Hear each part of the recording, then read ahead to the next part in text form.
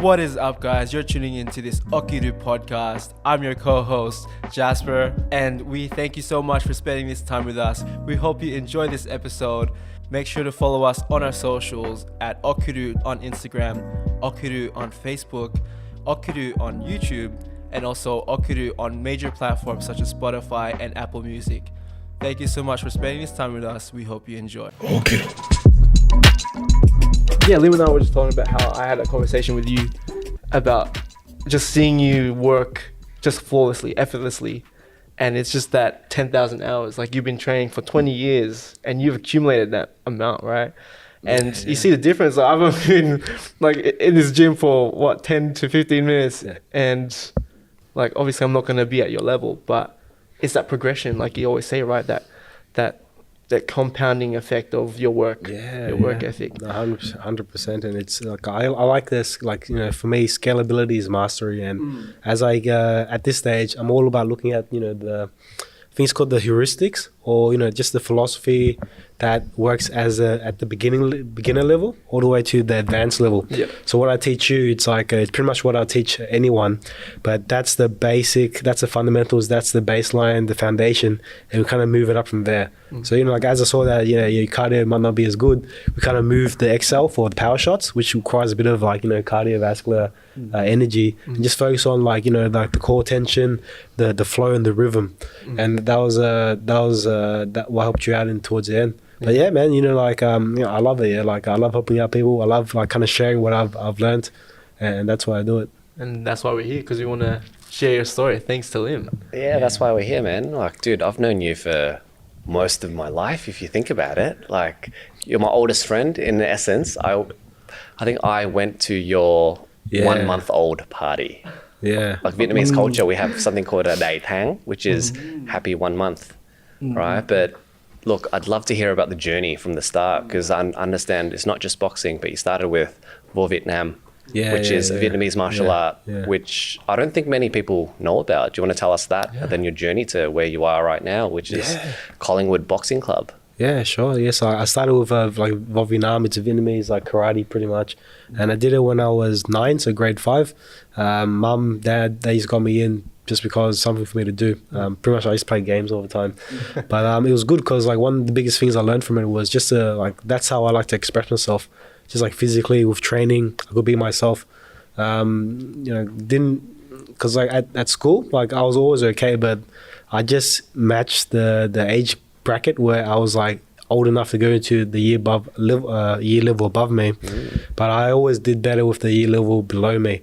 And like that's just how it always was. So I was always kind of like an outcast. I didn't quite belong, and always gave me a kind of a chip on my shoulder.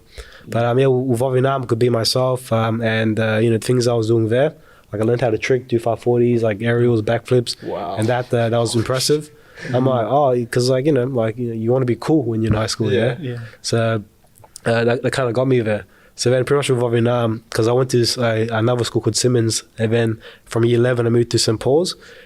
Pretty much within like the first couple of months I started a fight club, and then like the first one I know it's ridiculous, the first one like I think 5 people showed up, and then the second one like everyone, all the year 11s, like some U12s came as well. It was big. I'm like, oh shit. And then like that's when like you realize, oh, your fighting's cool, and it's always cool as well.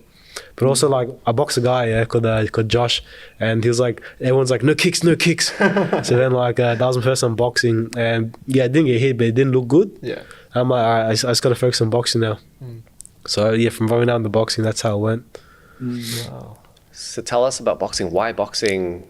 It's an art form, right? We have just experienced a class with you as you're being the coach, and we're talking about that at the start. Yeah, man. It's an art form. It's beautiful. The most important thing about boxing is we wear shoes, so I don't have to see anyone's feet. No, it's a classy sport, but not only that, it's one of the sports that if you're good at it, you can go very far. It's established, and I like looking at the end goal. Like, you know, that's the type of person that I am. I always have like this long-term vision that I kind of like. Short term I think about, middle term I don't think about, and that's kind of been my downfall at certain points. But I always look towards the end, and I'm like, when I was younger, I was doing it was so easy to me. I'm like, I could beat everyone. Yeah. Like, this is gonna be good. But like, could have had better guidance. Yeah. But looking back, maybe I was just too stubborn. I don't think I would listen to anyone. So, but yeah, with boxing, it's like it's a beautiful sport. Like, I always like striking when you're throwing hands. It just looks good. But at the end of the day, like, I was good, and I'm like, I could become like the Australian champion, could become like really good. But like, now looking back, you gotta make sure you have good coaches, good teams, everything to kind of support you in the journey. But like, even back then, I wanted to be boxing, and I just never gave up my goals. I just it made me feel complete, and like, to be the best version of myself. So I just kept doing it, and there hasn't been any. Probably been smart enough to not have to give it up, because life gets in the way. Some people, they get kids, their jobs, but I always kind of planned everything around it. So like, I'd even say I'd got my degrees, my schooling, my coursework, and even my current career just for boxing, just because it's going to give me the skills I need, like your injury management. Injuries, the bane of pretty much every fighter, and knowing how to manage, how to be professional, communication, that's very important. You live it. You live and you breathe boxing, and your life is centered around it. Yeah. That's what I'm hearing. It becomes a big obsession of yours. Yeah. But how about the part about being an outcast and being weird? If you would like to consider that, right? How has boxing helped you not just fit in, but building the confidence that I think, hey, I could fuck you up, right? Yeah. Is that where it comes from? Yeah, it's because everyone has their own nature, right? In boxing, you don't have to be one of those guys who just like kind of wants to hurt people all the time. Everyone can make it, but it helps if you have that, like, that killer instinct. So like, for me, I wouldn't be fighting anymore if I didn't have the killer instinct, and that's just because like, when I'm in the ring, and even if I'm not in the mood, like, it's light sparring, but I get it, like, a good shot, like, kind of slips in. I just want to go to war with the other guy, and that never goes away. So like, you learn about yourself through boxing, and that's an important part. But in terms of being the outcast and being weird, like, I can get real weird. It's like I look back, like, like you look back and the things I've done, I'm like it's just cringy, like real cringy. But like, that's part of growth, because you gotta do what, like, what I've learned is you gotta do what you want to do. And then you want to be yourself, and if you can be yourself, like, and this goes for everyone, like, it's like freeing your mind, and you can be free, but you also have to fit, like, the societal norms, of course. So with boxing, like, it's like one big ones, and like, this goes for a lot of other things, is if you can fight, you can get away with a lot of things, like, you can be weird, so but he's a good fighter, so they leave you alone. And like, just like, sometimes things, it's just like, the way things go, it's funny. I'm not sure if it's like luck or it's supposed to be, but like, I've got like 2 TikToks as well, and initially I just kind of did them as a joke. But one thing I've noticed, even on my Instagram, like, I don't get a lot of haters, and if they do hate, like, they don't let me know about it. Like, it's always behind like closed doors or something. Because like, say for example, I put on the boxing one, because like, I'm a hater as well in a way, like, but it's more like, I'm trying to see, like, is this guy legit, or is he a fake pretender? So say like, I see some guy on like TikTok, I don't do it anymore because it just wastes your energy, but like, but I might do it just to confirm what I believe. Am I correct? So like, I've got a lot of theories, and like, everyone can help prove these things, or just see if you're correct, because I'm wrong about a lot of things, and like, I'm hoping that what I'm wrong about isn't what I think is correct. So it's always a testing ground. But so going back to it, when I'm looking at people, okay, this guy's a boxer, what's his claims are, like, does he have his Instagram linked? Click on his Instagram. He's got shit all followers. He's a scrub. So people are like, I might be saying things, because like, I'm like, I don't really, the serious work, like, this is a secret, I'll tell you guys now. Like, I don't put anything, some things for real I put out, but pretty much everything's experimental. Like, everything, if it's for real, like, and some things are like like tutorials and all that. It's sort of like what I believe is the finished product. But as soon as I put something out, that's this is the finished product. I think of ways to improve it. Yeah. So like, Lim's been like, very helpful because he's given me a lot of good ideas. Yeah. Where like a kind of a growing file where you keep updating, keep doing iterations, doing cycles, and that's what it's all about.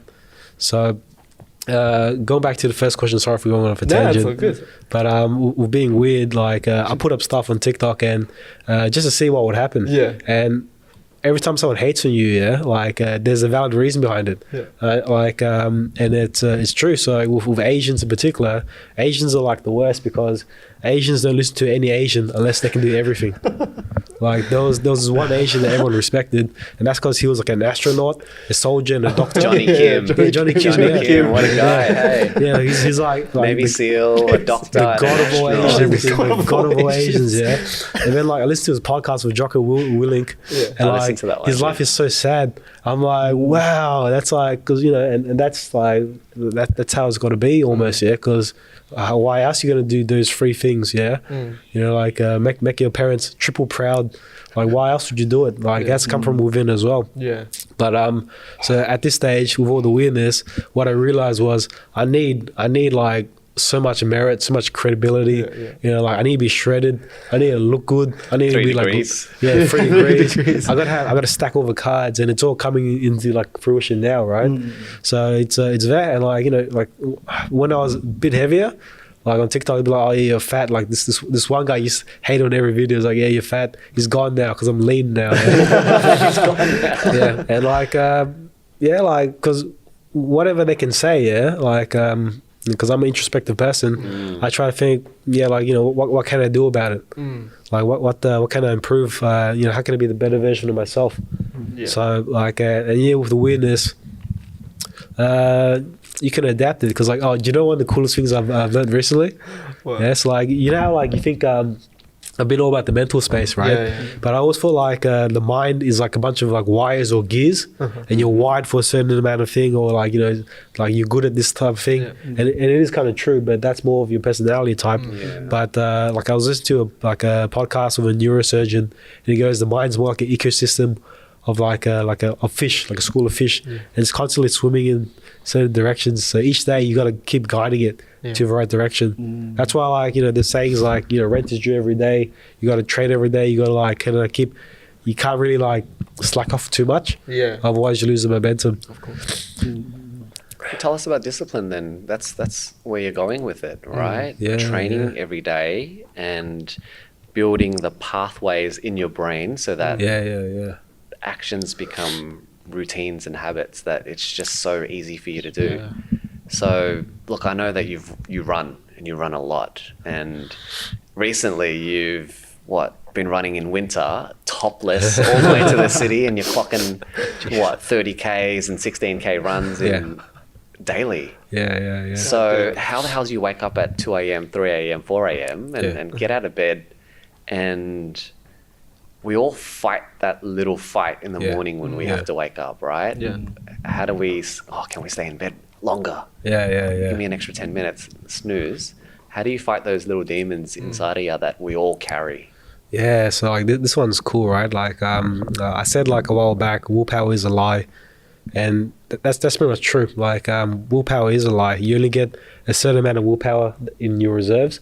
But after you've done it for a couple of times, like you don't see any benefit of it. Like if it's like in a fight, like if you're both tired, but you're smashing your opponent, and like he's getting like you're feeling like you're gonna knock him out. You don't keep punching. You're not gonna get tired.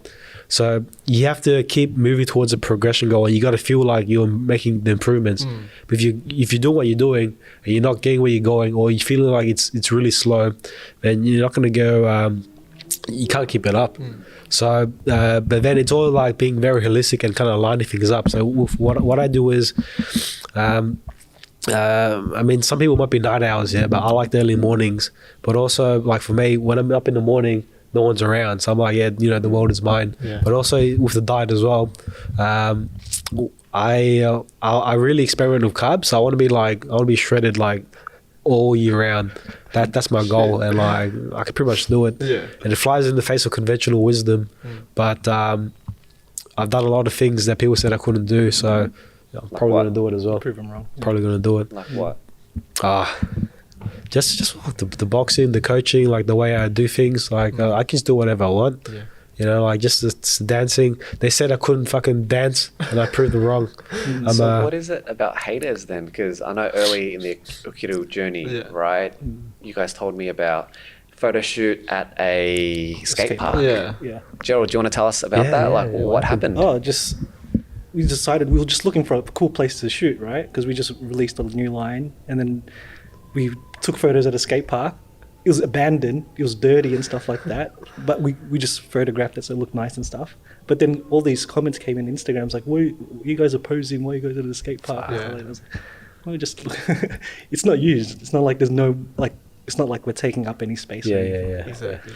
But we didn't in that time. We didn't really take any offense to it. No. We're just like Okay. you know what, we're doing our own thing. We just Yeah. got to keep doing what we're doing. It's you just know? like the ignorance of the It's just- context, right? Like they think we were like holding people from this skate park where it was Yeah. abandoned, Yeah. but people don't know that, Yeah, that's right. and Yeah, you just have man. to do what you do, right? You don't. It's like what you said. Like you prove them wrong, or you just shut them out. Like shut out that white noise. Man, I'll give you guys like a trick here from what I learned, because like the haters, they can really mess with you, even if Of you course. like try to say, oh yeah, no, I don't care, yeah, like it always does. So what happens is either you troll them back or you just ignore them, Yeah. which is what you guys do. But like because I can fight, I can just troll them back. But like it's like you want to be like Iron Man if you're gonna troll people, right? Because Yeah. if you're funny, Yeah. like, they don't really like have like this vicious hate on you. Yeah. They just be like, oh, that was a good one, all right. Yeah, You know what I mean? yeah, true. Respect. They yeah. respect that. Yeah, but like for me, like say if I was at a skate park doing films, I'll be shirtless and they'll think, oh, this guy is like probably crazy, and they'll mess with me. Because with fighters aren't scared of anyone, but they're scared of crazy people. Because you just like, I'm scared of crazy people. Like they're the only people I'm scared of, because you got no idea what they're gonna do. Irrational, illogical, Yeah. unpredictable Yeah. Yeah, is the key thing. Yeah. Exactly.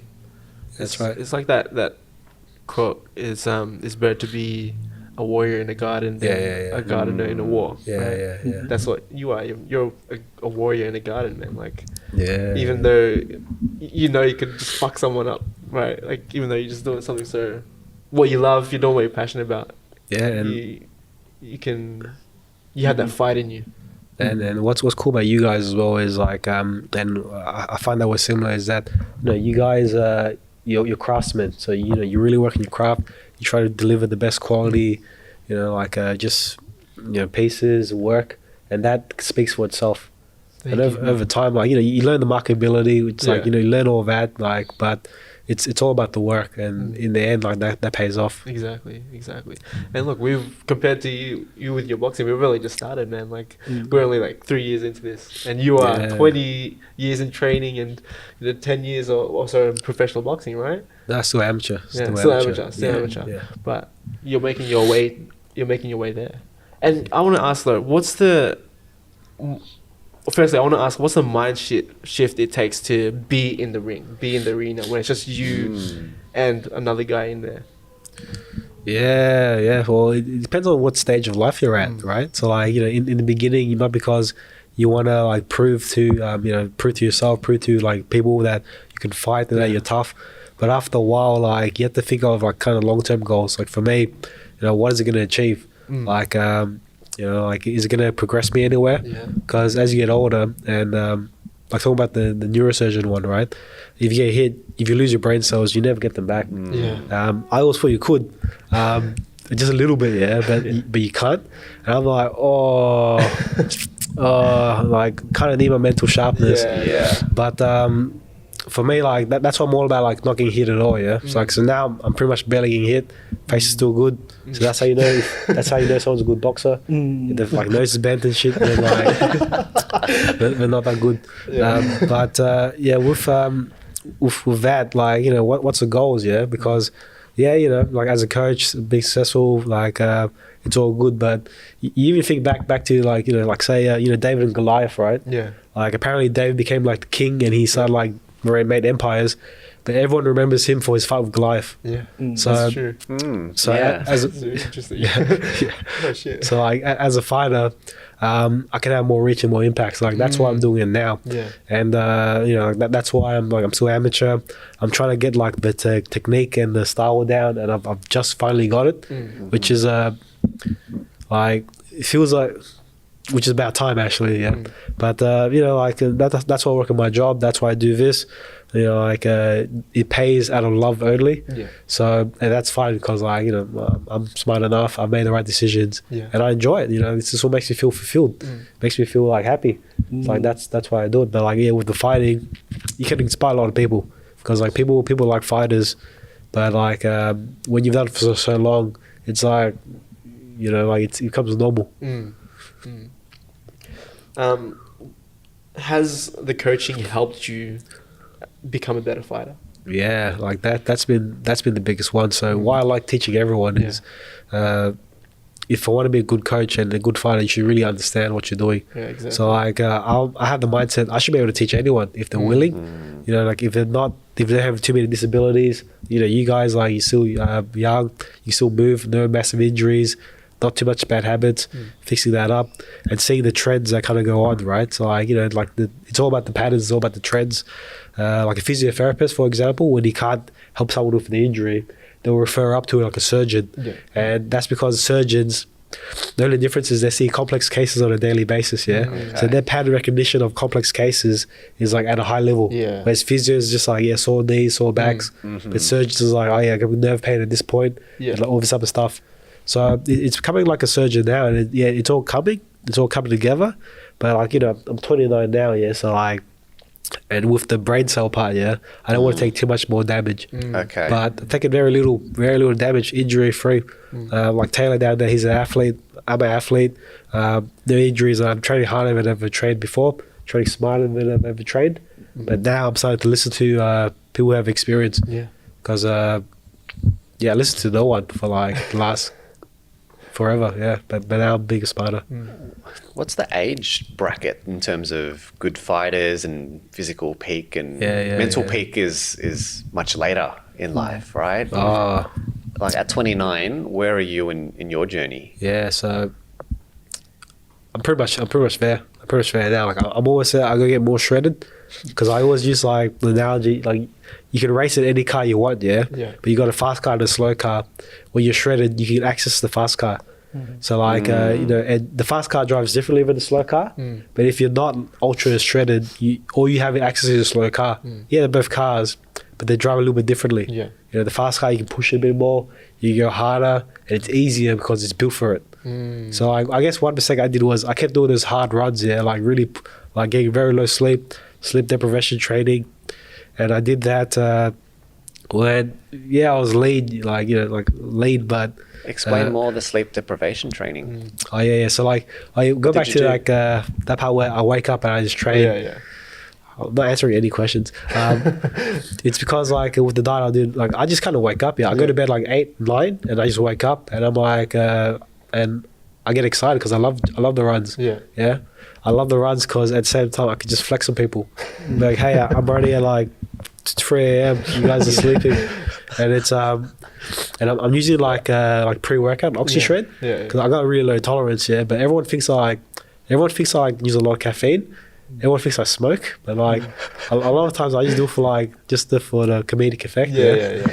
But you know, it's fun because like when you just say ketosis, right?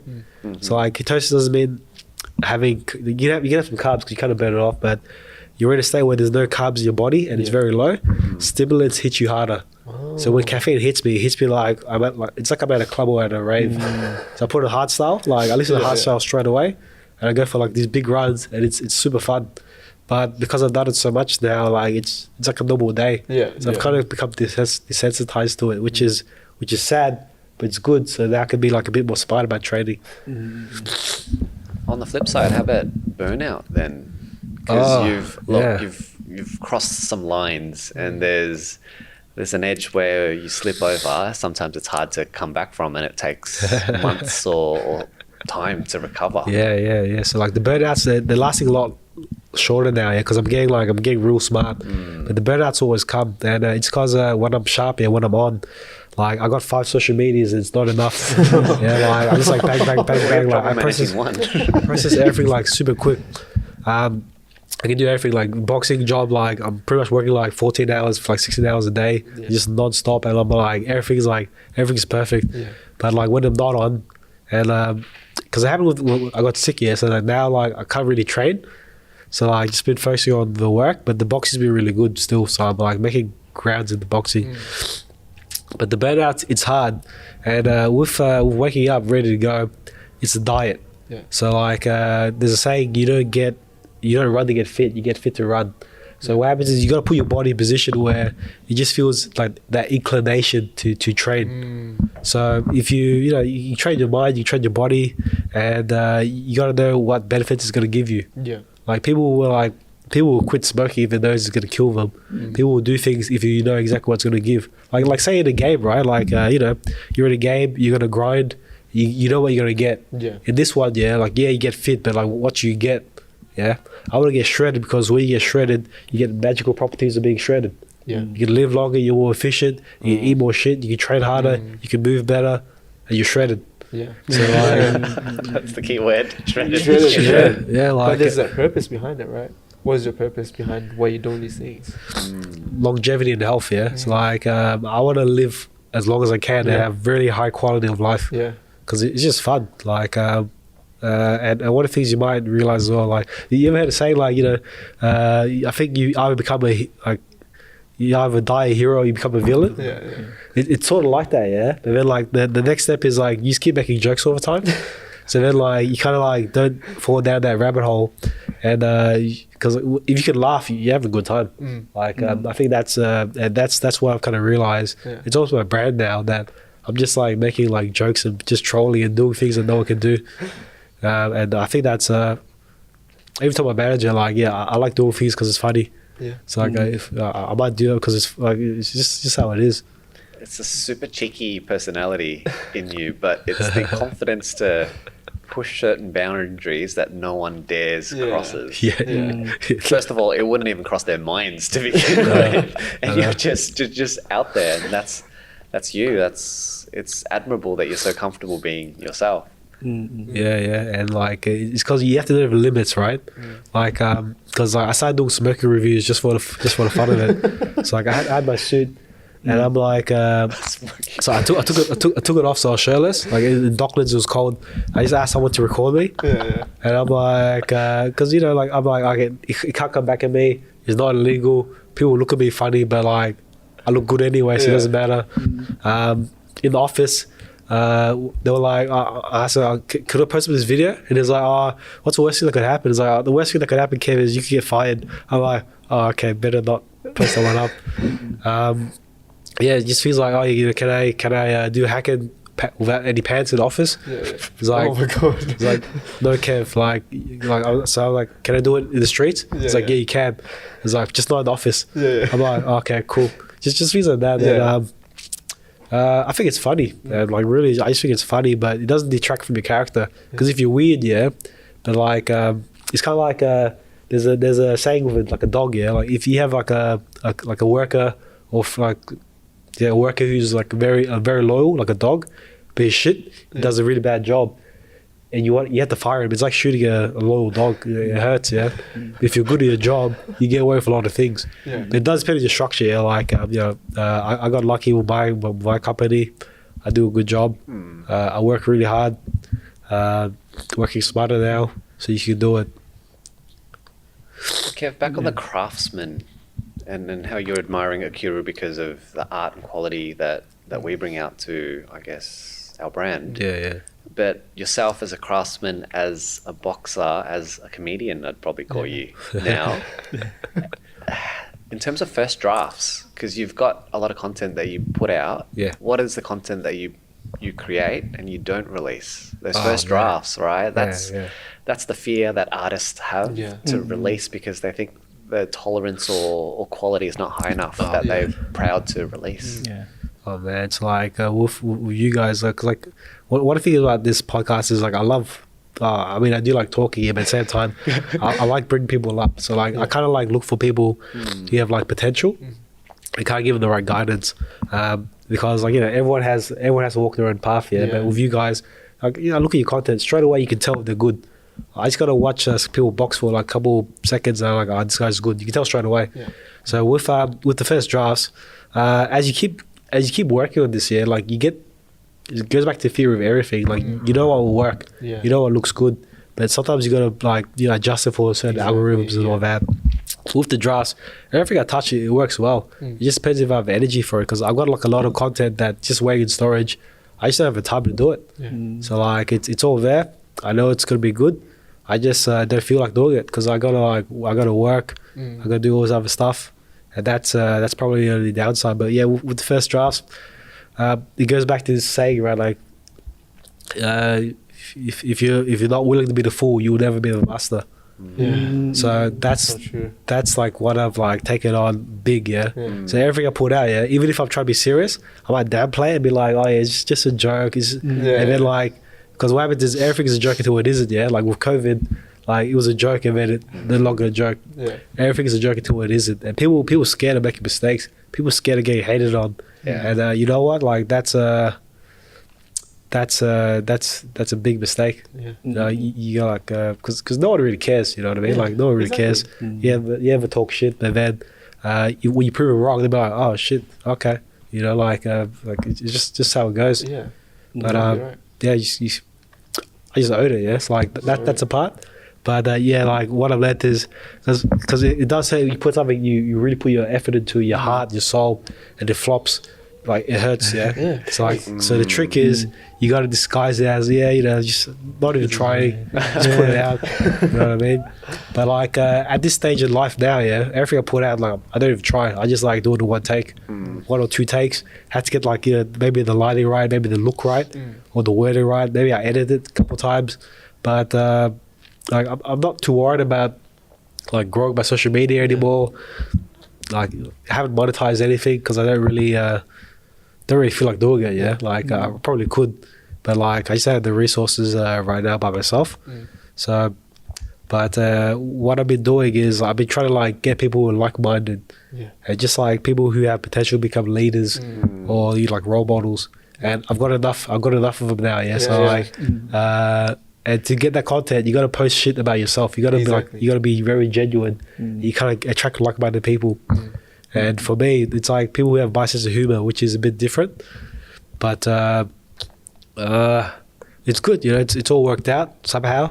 But it's just finding what works for you, right? Like it's that process of just learning and growing. It's like when we talked to David a couple of weeks back, and he said this thing like, if you're not embarrassed one day about what you put out ages ago, like it's already too late. Like you just gotta keep posting.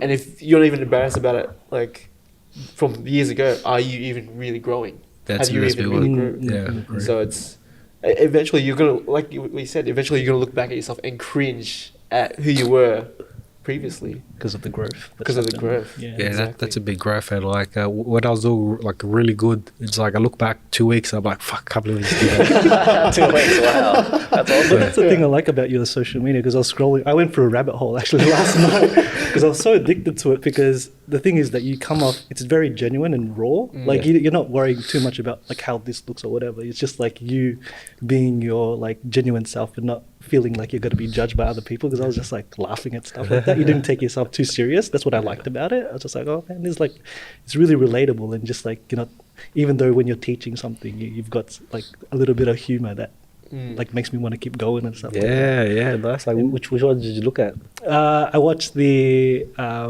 you did a lot of the hacking stuff like that. Like reading the captions, because like sometimes your videos like they're trolling a little bit, but then the caption is like pretty, like got a lot of wisdom in it. I'm like, there's like that 2 like things. I was like, that's really good. That's why it's called switched up. He switches it up, man. Element of surprise. It's a surprise. But did you always kind of have that attitude when you were growing up, like kind of not really like worrying about what other people thought, like about yourself and stuff like that, not taking yourself too serious? or was it something that you learned later on? I mean, like definitely learned that later on, like because you always care what people think, and that's just person that I am. Like if I ever get anxiety, and like that could come from like low sleep. Yeah. So like when you use sleep deprivation training as well, it's I mean, like it's good because like you get really anxious, and like you keep thinking about like what people are thinking about you. So like, it is good, but it's bad because you feel anxious. Yeah, but it's good because like you kind of think about ways to kind of adjust it. But yeah, you know, because like of course, yeah, everyone wants to fit in. People want to be like seem normal, and it's hard. It's very hard because you know you're always kind of like worried about putting your real self out. But at a certain point, you just gotta find the moment and say like, you know, fuck it, let's go. Let's do it. Own it. Own who you are. Yeah, you gotta own it. Yeah, and like even if it comes off a bit too raw, you can make it a bit more professional, where it doesn't come off too bad. But like it's like that's why I help a lot of guys out. Yeah, like yeah, I've got boys, and you know, Wolf, I made like a syndicate, yeah, Bloodstained Syndicate, and I had no idea, but one of the guys I was talking to, he's number 2 in Australia at heavyweight. For amateurs, yeah. And when I was helping him out when he was at like at the crossroads, yeah, he was thinking about quitting boxing, and like all I did was just talk to him, like give some advice. I had no idea he was thinking about quitting, and then he became number 2 in Australia, and like he changed his Instagram name to Bloodstained Malcolm, and then like when his mate changed that to Bloodstained Cioli, so like it's credible now. I'm like, huh. And like I always treat it like a joke, yeah. So I like initially was like, yeah, you know, like these are my groups of essays.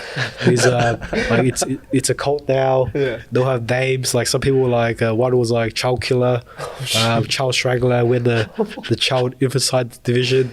Yeah, you know, like but then like you keep adjusting it, yeah. Keep adjusting it, so it's kind of funny, but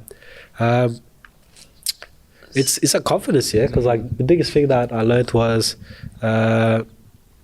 Like what you're saying, Gerald, is there was a saying that stuck with me is you wanna, you know, see yourself as the man at the top of the tower, yeah, like the last boss, and you gotta think how he thinks. Because like say for example, yeah, like you got thrown in any era and you used to be a king, you could probably become a king again. Unless like your dad was a king and he's gave it to you, then like that's a bad example. say like you're like super successful, you built everything yourself. You go throw it to any era, you probably do the same thing. You could remember like, you know, what you knew. And so knowledge is all out there, right? And like what I learned, the biggest thing that this will finally answer your question is, I learned that my entire life I've been told the wrong shit, and it might have worked for other people, but it never worked for me. So I'm trying to find the truth that will work for me, but at the same time will work for everyone. Which is easier than I thought it would be, man. So back on being weird and being the confidence in being yourself, what that's done is you've attracted a community around you. Then what is it about that? Because with Okiru, we're attracting people because we are being ourselves, and we are sending a message out there that it's okay. But Kevin, like people come to you now because you're you. How would you explain that, or man, that's been like probably the coolest thing because you know, when you can be yourself, like you're happy, but also you gotta do it for the right reason. I had that answer in my mind, but now I can't remember. It's a gift, exactly, right? What it was. It's a gift, and you're shining your light, and people just want to come and bask in it, for lack of a better way to say it. I got it. Yeah, so pretty much it's just like I'm just living life to the max. You know, like you know, like everyone's life could be better in certain ways, but you know, you have you know the cards you've been dealt, you got them, you got to make the most of them. So every day I try to like, you know, just enjoy it as much as I can. Like, you know, just so I focus on things that kind of like the tools. I've got a great sound system in my car. You know, like some nicotine gum, but I try to minimize it so I can just use it as much as I can. Just to try to enjoy every day, you know, like having a laugh. Whenever I had to do work with clients, you know, just try to like talk to them as a person. So, you know, how have you been? Try to make a joke. Just like, you know, be good to everyone that you see. So like they see that, yeah, like and they see me like struggling as well, like with all the training, with all the work I have to do, but I'm able to enjoy life so much. I'm able to like, you know, make the most of it, and they know that like they've seen like, you know, I'm just like them. And like I told him, you know, like if I could do it, you could do it too. Yeah. What's the secret sauce then? What's the secret sauce to keep on going, to take that step each and every day, even though you don't want to? Yeah, you just gotta help other people. Yeah, you just gotta help other people, man. So like, it's come back to that because like, there was a saying, yeah, and I guess it's sort of true.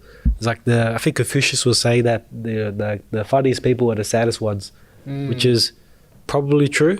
But like, you know, like rest in peace, Robert Williams. But you know, whenever I'm helping people, I feel good. You know, it helps build me up.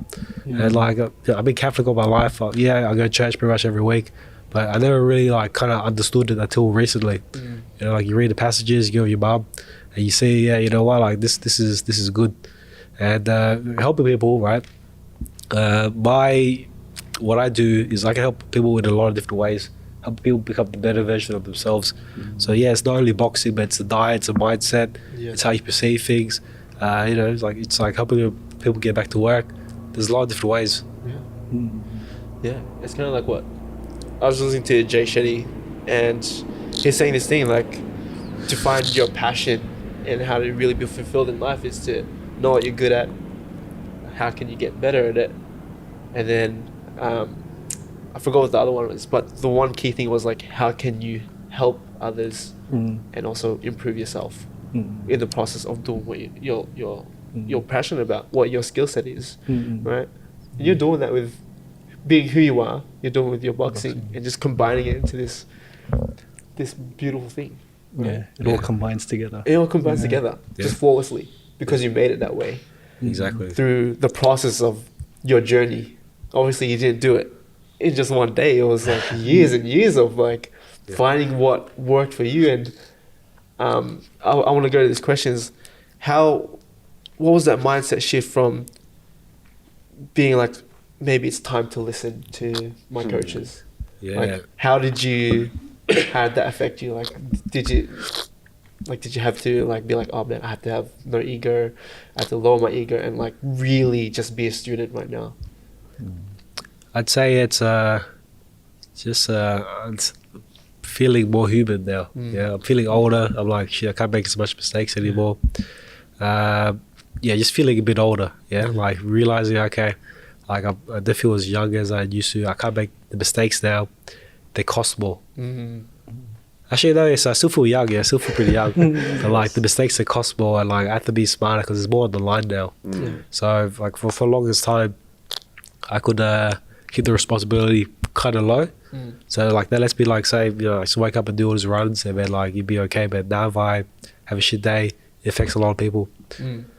So and you know, because it goes both ways. Yeah, like the relationship between like a coach and a fighter, it goes both ways. So like now as I'm coaching people, I realize, oh, like this is what I experienced with Kel. I'm like, oh fuck, he was right. So like seeing that, I'm like, yeah, you know, like because of course, yeah, you know, I keep that level of like humbleness, but at the same time, when everything you kind of do works, you're like, yeah, sure, yeah, you know, like it's all pretty easy.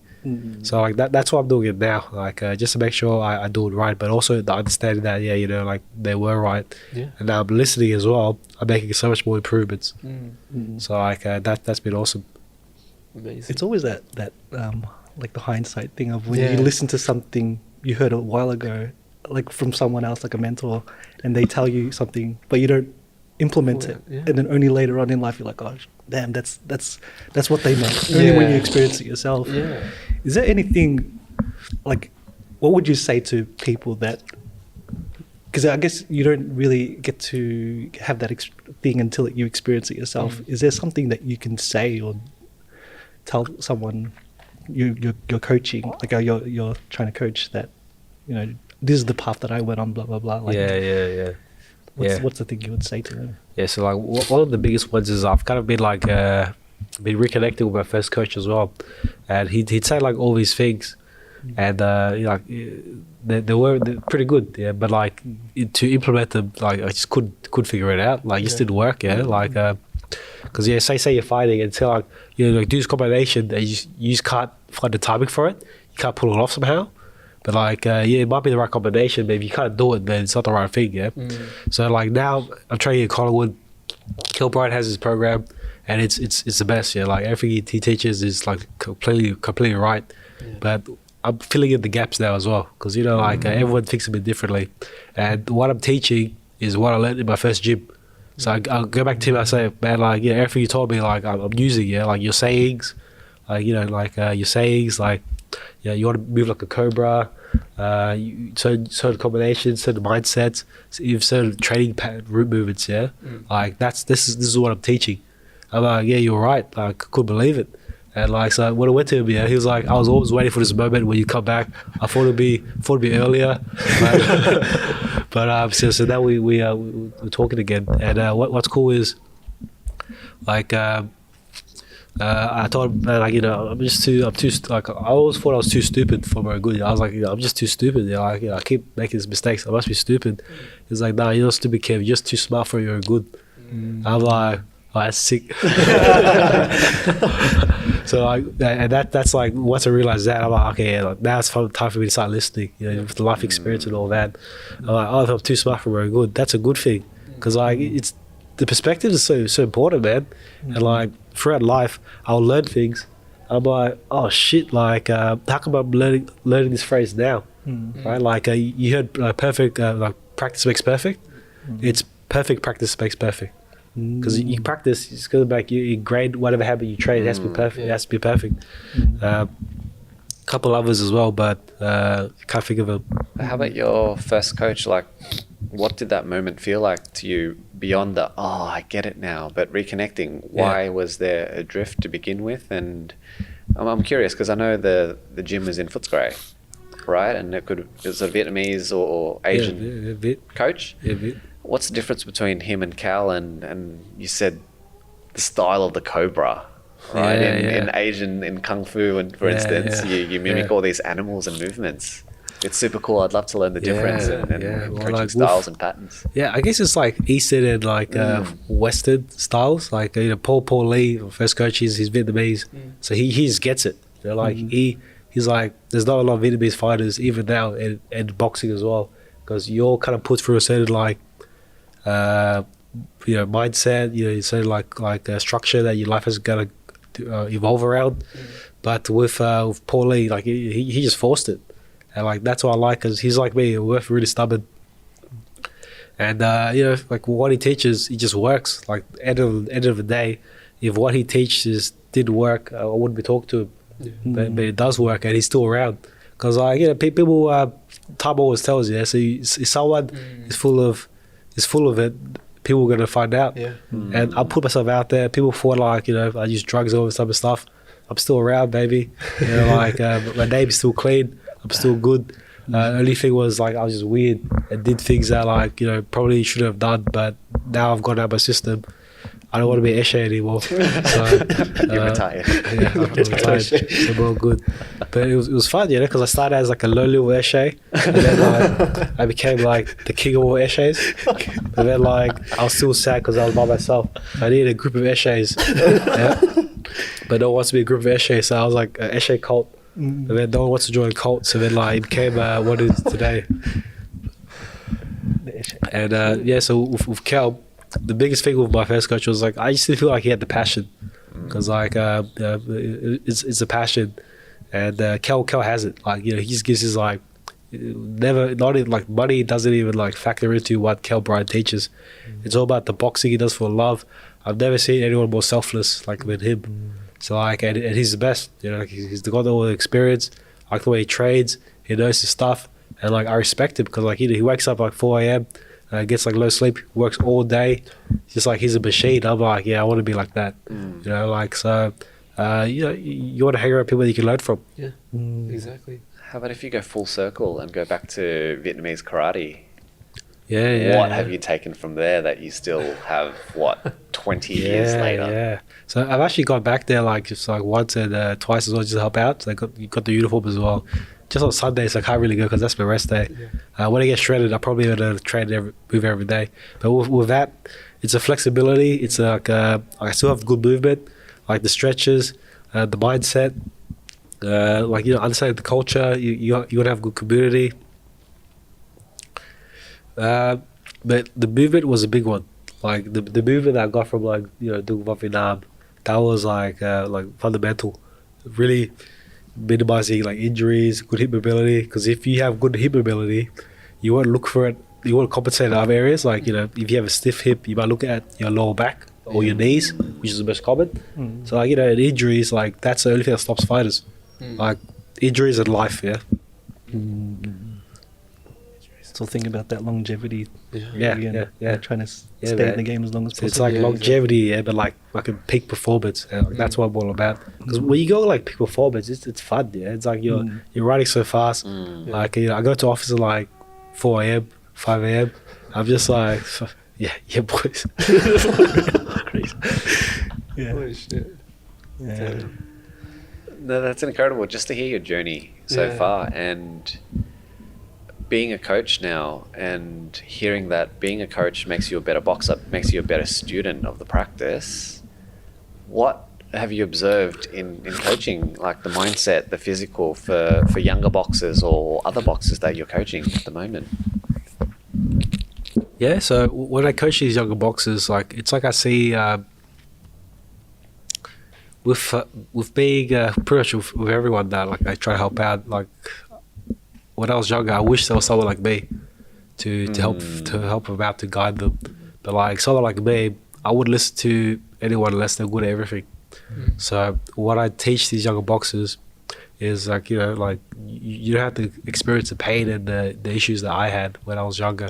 You can do it in a better way. Yeah. There's easier ways, like because it's it's not only like boxing advice, but it's like kind of good habits that you develop.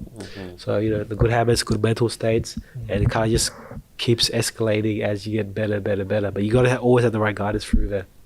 So that's what I say. And each person is different, right? Like each person is different, but one of my gifts is I can make friends with anyone. That's like I'm just really good at making friends with everyone. And part of my job is like I learn about all these different roles. You talk to them, you try to see like how you can help them, how to make them like help them feel better, be a better version of themselves. And then like that's what it's all about. Because when someone knows that you genuinely try to help them, they'll appreciate it. So like with the coaching, and it's good because it's kind of like a puzzle. Yeah, you try to like figure out how can you get them to the next level. Yeah. And like that's what I enjoy. And they always appreciate it. You know what I mean? And the gift of being able to make friends with everyone, I think it's because of your comfort in being yourself. And that allows others to be comfortable in themselves as well, because you're not pretending. So why do I have to pretend? Yeah, that's a good say. That's Right? a good point, yeah. And so it just reminds me of like Phoebe in Friends, if you've watched it. She's just herself. Yeah.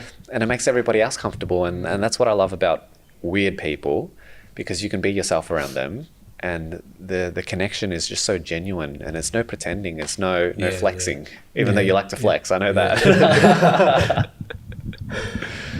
Oh, man. I wanted to ask, who's your favorite boxers or fighters? Do you draw inspiration from? Yeah. So like, I like a lot of boxers for different specific things. Like say Pacquiao for his footwork, Mayweather for his his dedication. Favorite fighter is definitely Sugar Ray Robinson. Like even though it's like old school fighters, they can kind of come out of date. He's still considered like the best ever. And it's funny, because like the parallels with him is like he was so good, but he quit boxing just to do dancing. But no one wanted to see his dance, so he had to come back. But he was all about the rhythm. He goes, rhythm is everything in boxing, and that's why I understand that as well. Because when you're fighting, you don't actually pick the punches that you're gonna throw. You feel it, like you're in a rhythm, and as they push, you pull. Yeah. And as you push them, I pull. So like, it always depends on like who you go up against, but you always kind of establish a nice rhythm, and once that's there, you kind of like play around with it. It's a dance. Yeah, it's a dance. Yeah. I always hear it anyway. Like the association with dance and like fighting. Like there's a lot of people that are really like even with soccer and stuff like that. A lot of the Brazilian guys, they do like their own salsas and stuff like that, but it helps them with their footwork and stuff like that. Yeah. So it's interesting to know like the two things come together. Yeah. Like do you do like any I know you do the hacking and stuff like that. Is that hacking? Hacking? I don't Yeah, know. hacking. Yeah. Hacking. Does that help like with your footwork and all? Yeah. So like, pretty much the posture that you use for like that, I use for boxing, hacking, switch step, running, it's all the same. It's like just focus on your core, make sure you're aligned. Because when you're aligned, you can breathe properly and you're more efficient with your breathing. And then try to understand like, you know, what's the most efficient breathing technique available. So once you get it, you can do like easy. Like, you know, I do like long training sessions, real easy.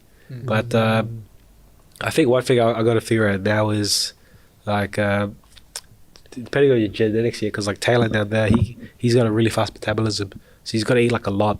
Whereas for me, I function better when I eat like little, because like when I was younger, I was like pretty lean and like I didn't eat that much. You see, when I'm hungry, so I probably gotta train less, and like so I eat less as well, which is I like training, but it's probably a good thing because you need the rest. Yeah, like everyone's a bit different, but like just the thought of training every day. That's like inspirational, yeah. Like it sounds cool. It's cool, but I've tried it all my life, and you know what? Like it just never worked out. So I think it's time to be a bit smarter. Yeah. Do what works for you, right? Yeah. So Kevin, we like to end the podcast with 3 questions. Cool. So the first one is, what are you grateful for? Yeah.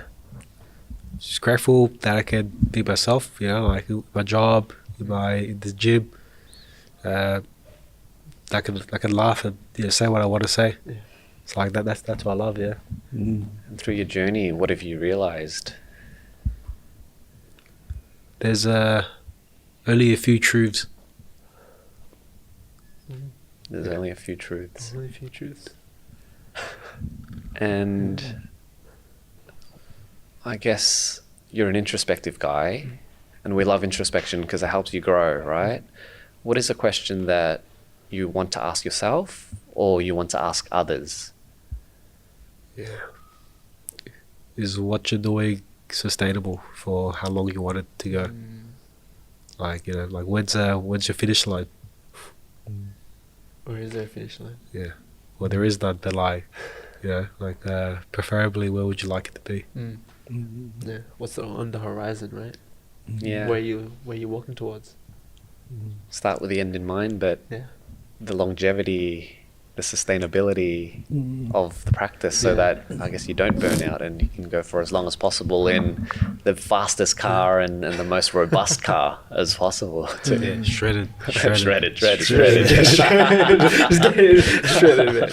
So how do people find you on social media and the content that you're sharing and the work that you're doing in producing coaching and how do people find you? Yeah. So on Instagram and TikTok, it's at switch.step. And if you want to see me dance, it's aggressive hacking on TikTok. All right, brought to you by Collingwood Boxing Club as well. Hey, it's just where we are. So thank you for coming on and having a chat and having us here in this beautiful space as well, Awesome, man. No, I appreciate it. Like, I had fun. Great talk to you guys. Like, teach you some boxing. It was great. Yeah, Like, it was always a good time. And look, Appreciate if we that. could do this again, it'd be amazing because obviously this was only an hour worth and we only did 10 to 15 minutes of training. So if you're open to it, we'd love to come back and have you back on. Yeah, done. Yeah, Let's do let's it. do it. Let's share your journey even more. Like, Let's do it. There's 20 years worth of experience there. Yeah. Yeah, done. Let's we'll turn Jasper to a machine. We'll see, man. Champion, man. Champion. You're gonna get shredded. I'm gonna get shredded. We're gonna get shredded. Unless I was like Tyson Fury. What's wrong with that? Yeah. Who was that other big, heavy, massive? He bet Anthony Joshua, like the Joshua. Mexican. Oh. I forgot his name. Mexican. But he was like massive. Mexican He was guy. a massive But guy. then he cut down. He cut down, Yeah. Oh, yeah. That's right. Yeah, that's right. He's got fast hands. Yeah, that guy was a beast too, man. Andy Ruiz. the Andrew destroyer. Ruiz, Yeah, yeah, that's the one. Anyway, let's crazy. close this out. Thanks for listening, guys. We hope you found value in this, and thank you again, Kev, for having us here and joining on the podcast. Let's go. Nice. Peace. Peace. Okiru.